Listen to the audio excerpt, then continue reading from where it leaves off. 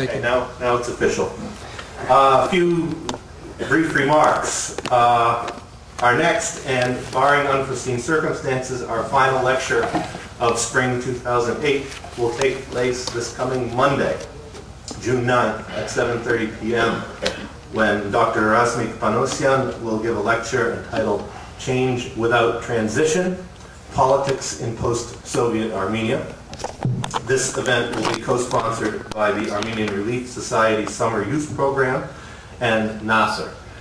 And participants in the Summer Youth Program will be at the lecture, so I hope you will come as well and mingle with the youth, as it were, and hear what I'm sure will be a very interesting talk by Razmik Panosyan, who spoke a couple of years ago here at our annual assembly.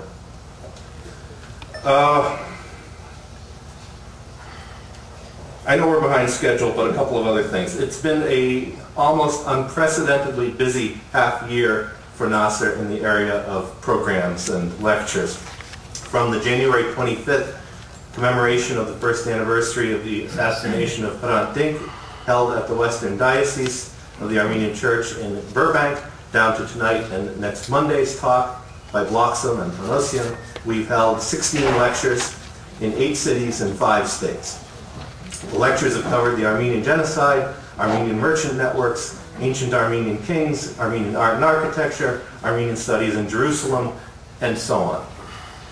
So I would like to ask those of you who are here, since we have a nice full house, and thank you for coming, those of you who have regularly attended lectures here, to let other people know, who do not come regularly, that this lecture series affords a unique access to a who's who from the world of Armenian studies and beyond the world of Armenian studies.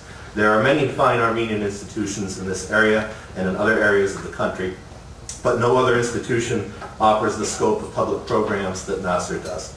Please help us by spreading the word about this, by becoming a member if you are not a member, or continuing to be a member if you are already a member, or helping us with your contributions, because this is going to come as a shock to everyone here. These things do cost money. With the upsurge in events comes a commensurate upsurge in expenses. So we ask for your help in doing our continued and hopefully continually expanding work. Okay, thank you. On to the reason we're here tonight. There's a line from an old blues song. If it wasn't for bad luck, I wouldn't have any luck at all. And it's kind of been like that with Professor Bloxham, who is here. You may remember back in December, we were supposed to be here to hear Professor Bloxham, but instead we had a blizzard. This afternoon, I got a desperate phone call from Professor Bloxham that his flight from Washington, D.C. had been canceled, and he was making arrangements to get here, which through partially miraculous conditions and circumstances he is. So Professor Bloxham is currently the J.B. and Maurice C. Shapiro Senior Scholar in Residence at the U.S. Holocaust Museum. He is Professor of Modern History at the University of Edinburgh. And he is the youngest full professor in the history of the United Kingdom. Wow. Which is pretty amazing.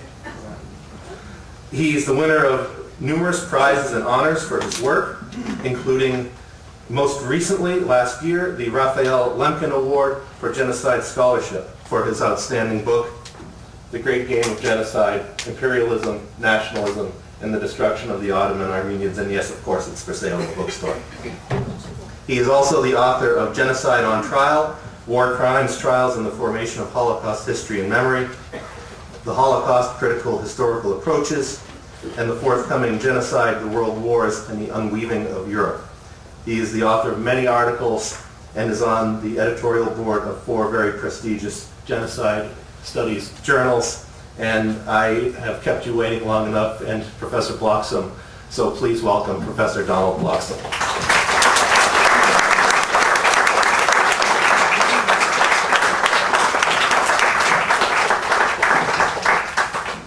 Hello, good evening. Mark, I guess, has explained the circumstances of my rather belated arrival, so do forgive me if I'm a little bit flustered for the first few minutes. It's a real pleasure to be here at long last, at the second attempt, almost the third attempt. One of the very good things about speaking to Armenian audiences is that you don't really need to lay out in advance the significance of the subject about which I'm going to talk. I hope you don't mind if I take for granted a certain knowledge of the Armenian Genocide itself, the significance of that event obviously, and also the significance of its contemporary denial. I think it was the fact of genocide denial and its acceptance in the international community that drew me to the subject in the first place.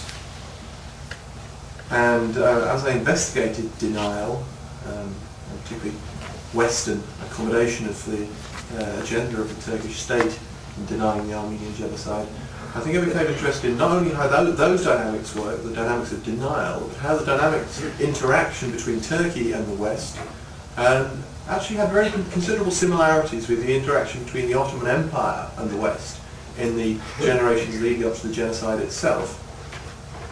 The point of my book is really to elucidate some of the considerable historical continuities through the 19th and the 20th centuries up to the present in the interaction between the Ottoman Empire, then Turkey, and the outside world. And that's what I'm going to talk about today. So there will actually be almost nothing on the events of 1915 to 16 themselves. I'm not going to talk about the genocide. What I am going to talk about is, as I see it, the responsibility of the outside world and the dynamic leading up to genocide, the responsibility, culpability, role of the great powers during the genocide itself, and some of the politics of denial and the accommodation of denial afterwards. I think it's important to say here that the Armenians will only appear in the Armenian people will only appear in my lecture as somehow the objects of great power policy. This is very much how they were perceived in the 19th and 20th centuries. You know, there'll be very little about Armenians themselves, more about how they've been objectified, instrumentalized by the bigger powers in the world, particularly the European system. In a way too, the Ottoman Empire is instrumentalized. And I'll expand on what I mean by that. The Ottoman Empire in the 19th century is an increasingly weak empire. Of course, hugely strong relative to its own minority populations, but relatively weak and increasingly weak in the international power system. When one talks about the interaction of the great powers with the Ottoman Empire in the 19th century, one's not really talking about an interaction of equals. One is talking about an interaction of stronger and weaker powers. And this, I think, is very significant in developing a kind of victim mentality in the late Ottoman state, which in turn drives it to become a perpetrator of genocide. This is very significant. And when we're talking about the relations between the outside world and the Ottoman Empire, this is not just a question of normal international relations, this is a question of some sort of more formal instrumentalization, a greater influence played by the outside world on the Ottoman Empire than you might expect in normal international relations. Two examples would suffice to illustrate that point. In the aftermath of the so-called Eastern Crisis of 1875 to 8, the Ottoman Empire, more and more heavily indebted to particularly Britain and France than it has been since really the Crimean War, when the Ottoman debt to the outside world really starts to build. In 1881, the so-called Ottoman Public Debt Administration is established, effectively giving a considerable proportion of Ottoman tax-raising powers to Britain and France in particular. A very considerable imposition on the sovereign prerogatives of the Ottoman Empire, showing the strength of Western influence in Istanbul.